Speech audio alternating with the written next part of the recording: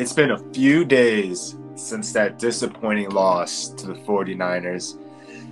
Oh, man, I mean, we had a chance, but it is what it is. It's been a few days now, but I did want to go back and talk about, well, I call them Spotlight Players of the Week.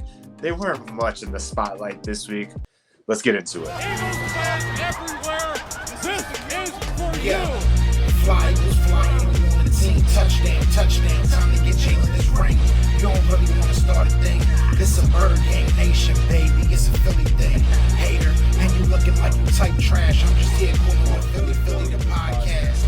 And we can call a man dog, or watch Miles score off the handoff. Rest of the division, your man saw Jackson like Sean, hunting like Randall.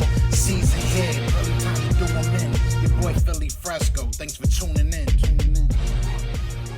What's going on, you guys? It's your boy Brandon here on Philly the podcast. And yeah, we did have a disappointing loss this past weekend. It is what it is. I mean, Joe's talked about it. Everyone's talked about it to this point. There's just some coaching errors, some play calling errors. There's things that obviously the Eagles could have done better. The defense, they held their own. I know I have a spotlight player on the defense that wasn't much in the spotlight at all this week, but the defense held their own. They kept us in this game the whole time, and that's what you love to see. You love to see that defense fire out and really try to keep us in the game and give the offense every chance they can get to put points on the board. And when we had those opportunities, we just didn't take advantage of it. We didn't go for a field goal. Hindsight, I mean, we can say it all day. Oh, why did we go for it on fourth? I mean, because if we would have scored a touchdown, we would have been hyped. But because we didn't, hindsight, I mean, granted, even Coach Sirianni, he's looking back at his play calling. He's like, I don't even know why I tried that Philly special. Like, that if it would have worked, it would have been cool. But at the same time, it's like, come on. I thought we loved that play with Doug Peterson. It is what it is. But let's get into my spotlight players that I named this past weekend. Now, I'll start with the first one that really was not in the spotlight, and that was Avonte Maddox. Against the Falcons, he played about 62% of the plays. This week, he was only in for 30. And now I get every team's different. You're gonna have different formations, different packages, and he just was not included this week. He, like I said, last week or against the Falcons, he had 8 tackles, pass defense, 62%. This week, 30%, and only had 1 tackle. That's it. The guy, he just wasn't in the game. He didn't really do anything to really stand out. Like I said, the defense held their own, but like I said, the defense held their own, but he wasn't a spotlight. It is what it is. I guess no matter each week, the people I pick are not going to end up having some worldly games. I just thought because of the week prior that he was going to continue that like success and really kind of flourish off of it. But this week, they did not call his name. He did not show out. It is what it is. But I still have love for Avonte. Now, Miles Sanders. Miles Sanders is my next one. Nick Sirianni, if there's a way to try to bring back some PTSD for me, at least me alone, is not getting the running backs involved. I know last year I was upset almost every other week when Miles Sanders or the running backs in general, the running back room wasn't getting the ball enough. Now, yes, the 49ers defensive line, when we ran the ball, there were times that looked like, oh, shoot, we're not going to be able to run the ball.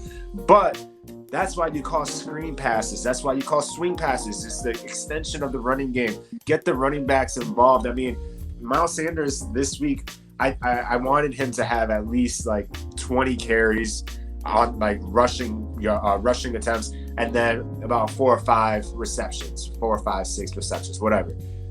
But this week he only had 13 carries, 13, and then he only caught the ball once, just one time for 4 yards.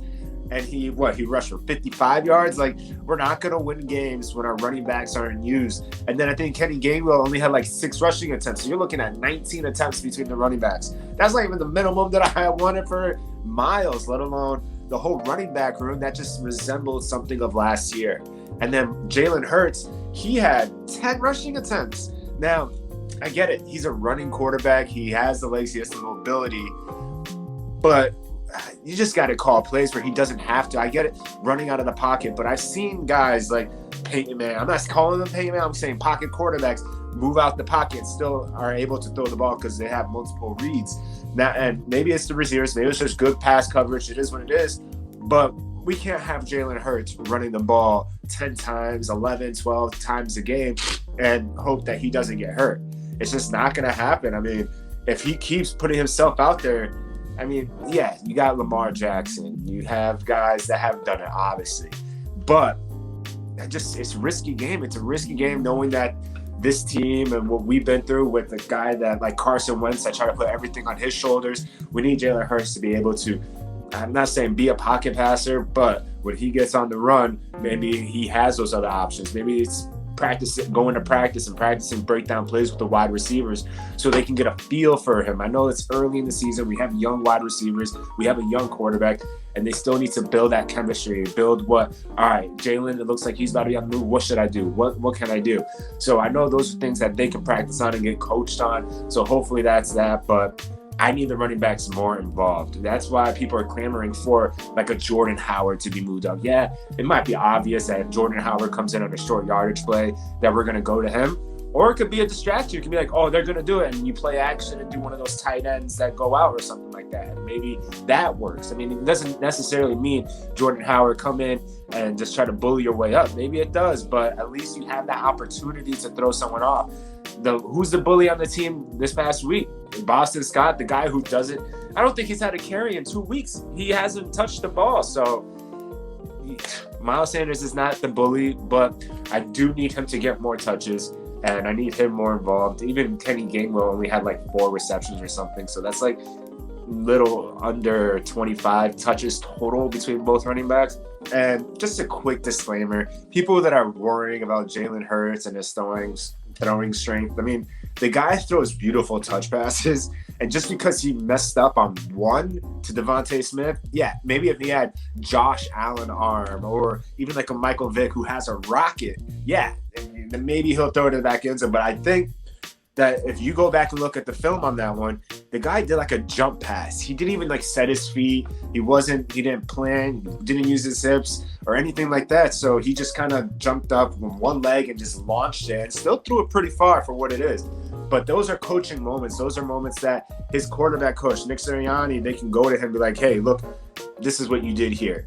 Let's not do that. You plant both your feet, maybe that ball travels 3 more yards, and that's a touchdown. So those are teaching moments. I wouldn't get too worried right now. We played good against a good team. We didn't stink it up. We didn't get blown out. These are teachable moments. And, hey, it's Dallas week, y'all. So we got to push all that negative energy out. I've seen it on Twitter. I've seen it everywhere. We got to push that out. It's Dallas week. You know, this is the time that we need to focus all our energy on talking junk to all the Cowboy fans that we see and get hyped for this Monday night matchup. They gave us this Cowboys week early on in the season, and let's go. Let's go. So at the end of the day, my spotlight players didn't do too hot, but looking forward to this week. Go Birds. Everywhere. This is for you. Yeah. Fly was flying.